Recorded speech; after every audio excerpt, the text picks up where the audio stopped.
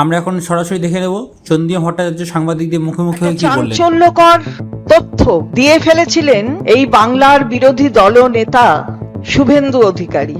গত শনিবার মালদার রতুয়ায় সভা করতে গিয়ে তিনি বলেছিলেন একটা পরের সপ্তাহের প্রথম দিকেই একটা বোমা বিস্ফোরণ হবে আর তাতে তৃণমূল কংগ্রেস বেসামাল হয়ে যাবে। আমরা কি দেখলাম? 20-11 ঘটনার অভিযুক্ত রাজারাম রেগে তার যথেষ্টভাবে নানান জায়গায় তথ্য প্রমাণ আছে যে সেই রাজারাম রেগে সাথে বিভিন্ন মানুষের যোগাযোগ যারা এই ধরনের হামলা করে। তাহলে বিস্ফোরণ, একটা বোমা ফাটবে কোথায়?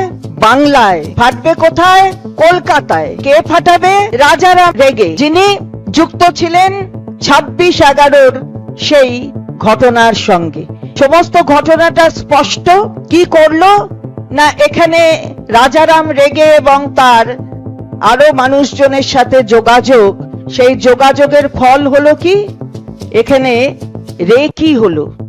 এখানে জীবন নিয়ে টানাটানির খেলা, প্ল্যান্ড, এটা প্ল্যান হচ্ছে, একটা ম্যাপ তৈরি হচ্ছে কি করে আমাদের নেতা নেত্রী, সর্বোচ্চ নেতা নেত্রী, তাদের জীবনহানি ঘটানো যায় 26-11 মতন, সেটা প্ল্যান হচ্ছে।